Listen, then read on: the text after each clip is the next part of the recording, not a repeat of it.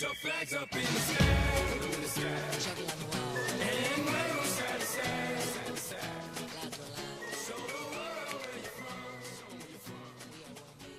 บายดีข้าพเจ้าชื่อพิจิกาบุญกว้างเป็นประธานสโมสรนครหลวงเวียงจันทร์ยูไนเต็ดมีความยุ่งยากในการเตรียมทีมเรื่องใดแดก็คือว่ายังว่าแหละเขาเป็นแม่ยิงแล้วก็ส่วนหลายคือทั้งเขายังบอกไว้ใจแล้วก็ยังบ่เชื่อใจหลายปานใดนะคือเฮ็ดหยังแล้วกลายเป็นว่าแบบสิเฮ็ดได้ว่าสิเฮ็ดได้แท้บ่อีหยังประมาณนี้เป็นคำถามที่ทุกคนก็แบบกำลังเบิ่งเขาอยู่ก็เลยมีแรงกดดันหลายแล้วก็สิ่งที่ว่าที่ต้องเฮ็ดตอนนี้คือพิสูจน์ว่าเขาเฮ็ดได้แล้วก็เฮ็ดได้แท้ๆโดยสำหรับมื้อนี้มีการคัดเลือกนักกีฬาแนวใดก็คือเขามีการเปิดโอกาสให้นักเตะทุกแขวงในสปป.ลาวเนาะเขามาคัดเลือกมาเป็นนักเตะในสโมสรของเขาแล้วก็เป็นนักเตะที่ว่าอายุตั้งแต่18 ปีขึ้นไปให้มีการมาโชว์ฝีมือแล้วก็เซิร์นโค้ชต่างประเทศและโค้ชในประเทศของเขานะมาซอยกันเบิงแล้วก็ซอยกันดูอาจจะต้องใช้เวลาหลายมื้อในการที่ว่าสิเบิงว่าผู้ใดที่เหมาะสมในตำแหน่งใดๆนะแต่ว่าเขาเชื่อว่าฟีดแบ็กก็คือสิได้ฮู้ว่าจำนวนคนที่เข้ามาคัดเลือกนะสิได้เป็นคำตอบว่ากระแสบ้านลาวนะกำลังจะกลับมาหลายหน่อยปานใดการเตรียมความพร้อมของทีมก็คือ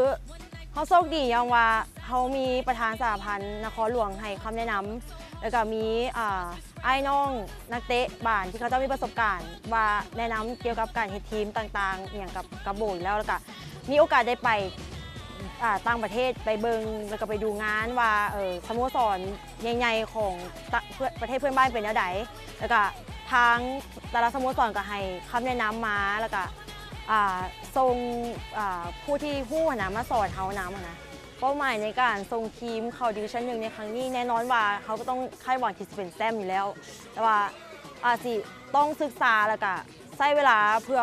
เบิ่งทีมอื่นๆว่าเขาเจ้าเป็นแนวใดแต่ว่าอยากสิตั้งใจแมนคือเอานักเตะที่เป็นนักเตะเป็นเยาวชนนะขึ้นมาลองแล้วก็มาฝึกแล้วก็มาเป็นตัวจริงในเดินแท้ๆแล้วก็เพื่อที่ว่าเขาเจ้าสิมีโอกาสได้ไปเป็นทีมชาติในอนาคตต่อไป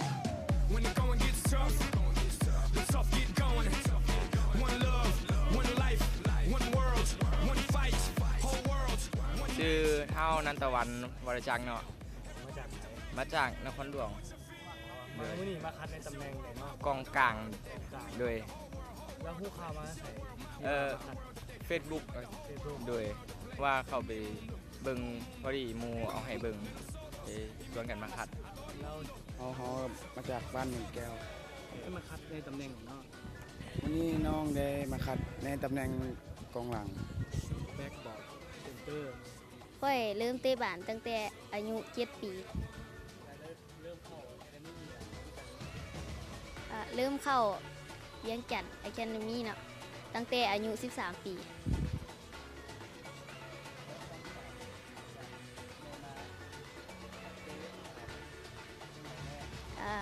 ใหญ่มาอยากเตะบาสอยู่ลาวพรีเมียร์ลีกเนาะชื่อพรประเสริฐมาแต่คำพู